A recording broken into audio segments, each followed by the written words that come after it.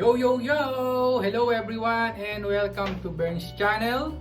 Sa mga bago dito sa YT ko, I would like and request to you to subscribe to my channel and hit the notification bell for future updates. And please like and share these contents to your friends and family. So, good morning po and I hope everyone is doing well. So today, samahan nyo magluto ng panibagong butahin na naman. It's called pork igado. Ang pork igado ay isang native delicacy at masarap na pagkain doon sa Ilocos. Kaya gusto kong i-share sa inyo kung paano lutuin ito. At malamang marami sa inyo ang gustong malaman kung ano ang pagkain ito. Kaya samahan nyo ako hanggang matapos ang demo na ito ng pork igado. So let's go! Para sa ating ingredients ng pork igado, meron tayong 2 kilos of pork, meron tayong 1/2 kilos of pork liver,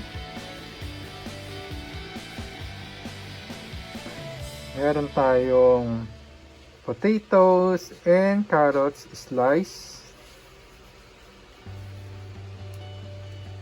meron tayong green and red bell pepper, meron tayong salt, 1 teaspoon of black pepper powder, meron tayong 1/4 cup of Ilocano vinegar,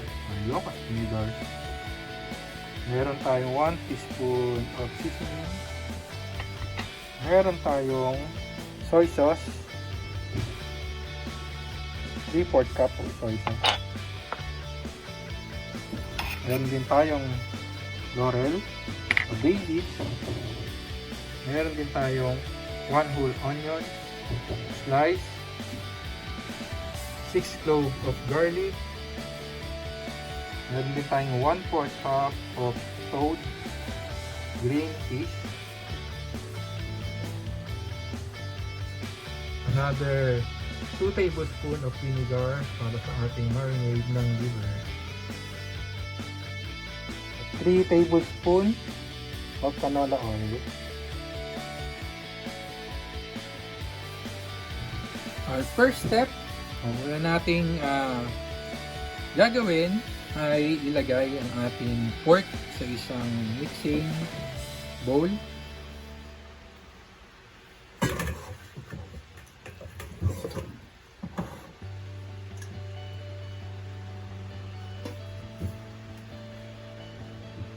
Ilagay natin ang ating soy,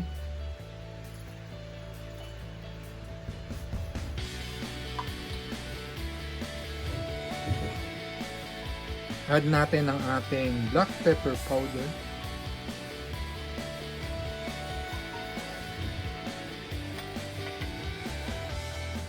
lagay natin yung ating half garlic.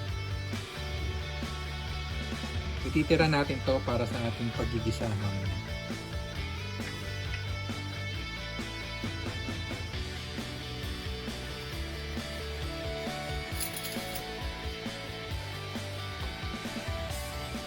At haluin na.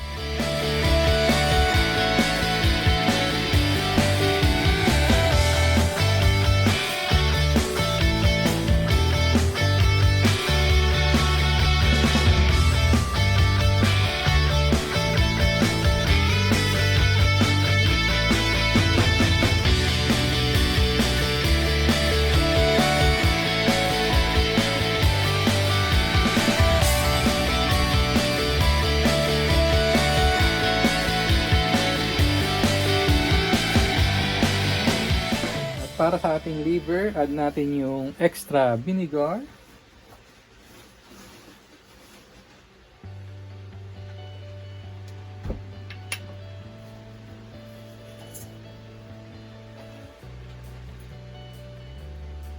At ihalo natin.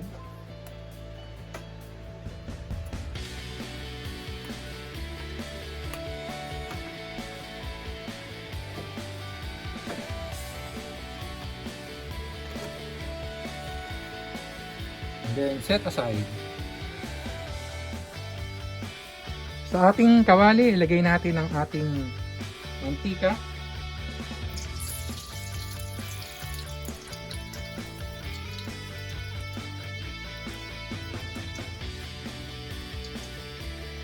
Ilagay natin ang bawang.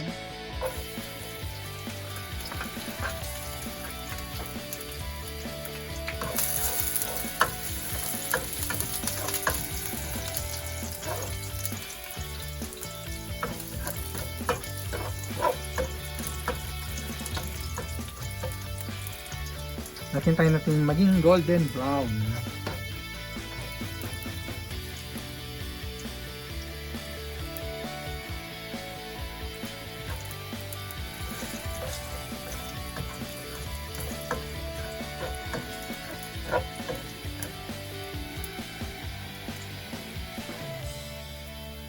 Add natin ang ating onions.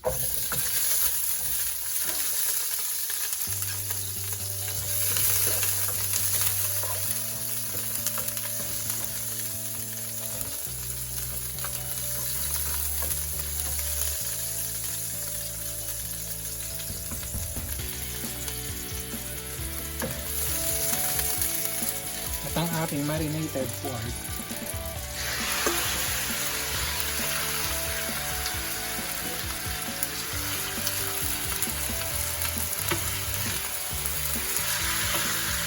Haluin lang po natin.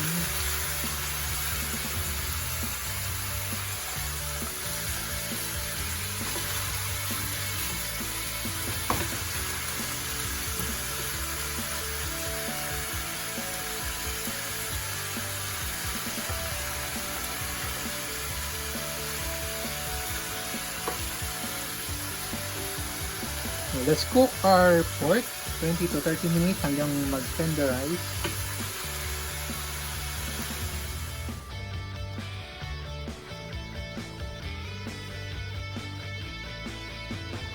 Pag nag-boil na ang ating pork at lumabas na ang kanyang juice, pwede natin i-add ang bay leaves or laurel.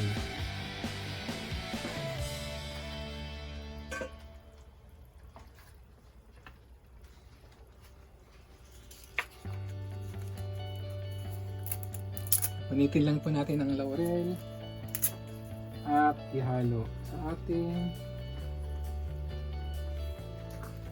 pork.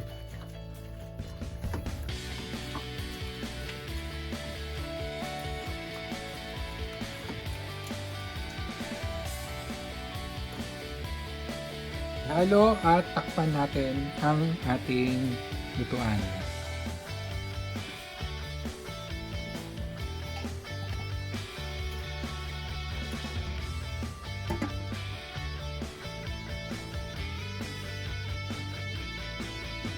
Habang pinapakuluan natin ang ating pork, i-rinse po natin o hugasan po natin ang ating liver na binabad sa vinegar.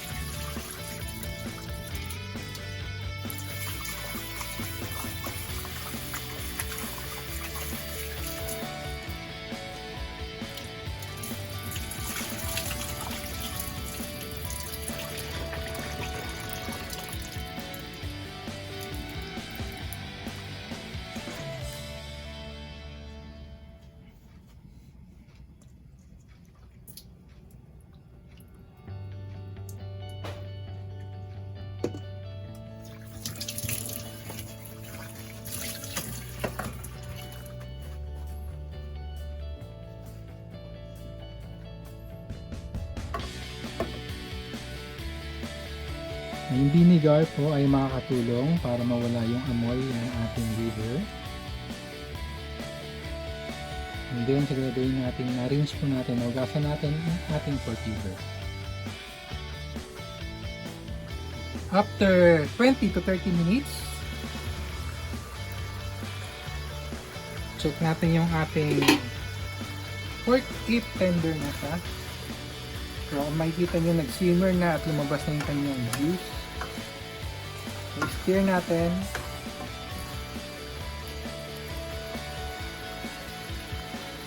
And then let's add our pork liver.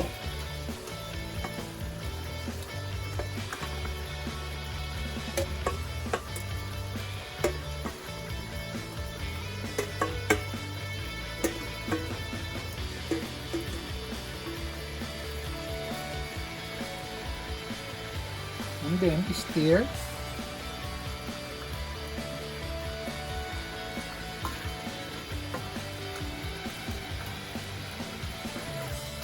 Sometimes nilalagyan natin ng water yung pork to make it tenderized, but this time we're not adding water. Tinahayaan natin yung juice ng pork and then yung juice ng liver na tumabas dito sa ating recipe.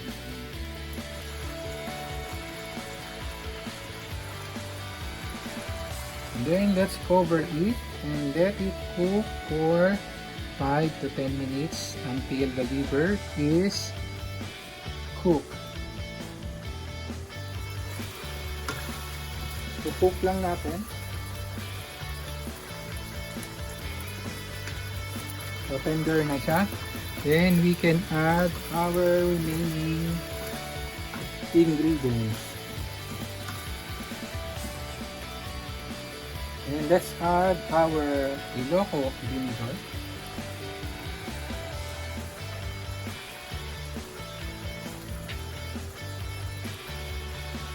Add our green and red bell pepper.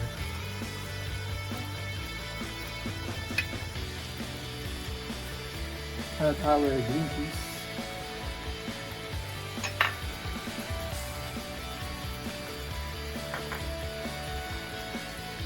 Add our carrots and potato.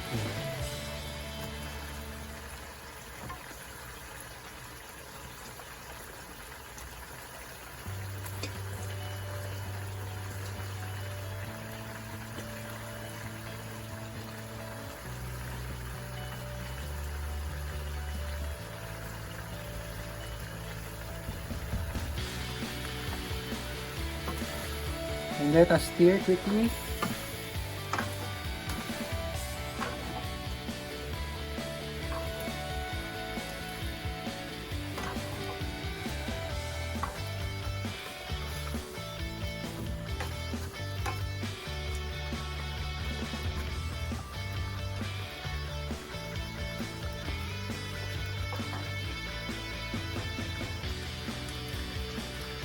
Add our seasoning.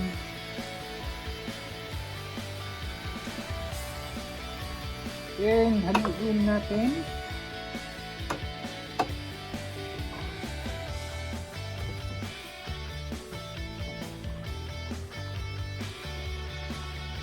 Kung mapapansin nyo, nabawasan na yung broth at nagpuproduce siya ng oil niya.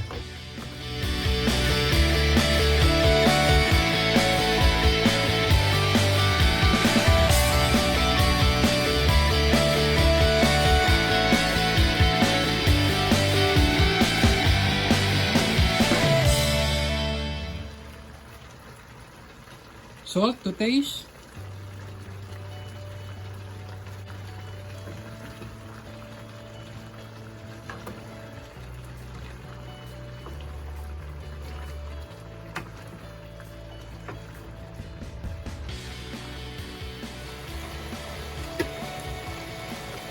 At ito na po ang ating pork igado.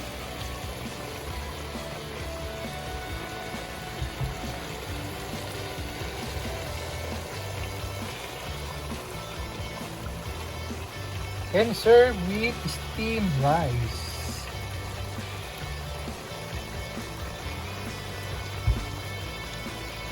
Don't forget, subscribe, like and share my YouTube channel.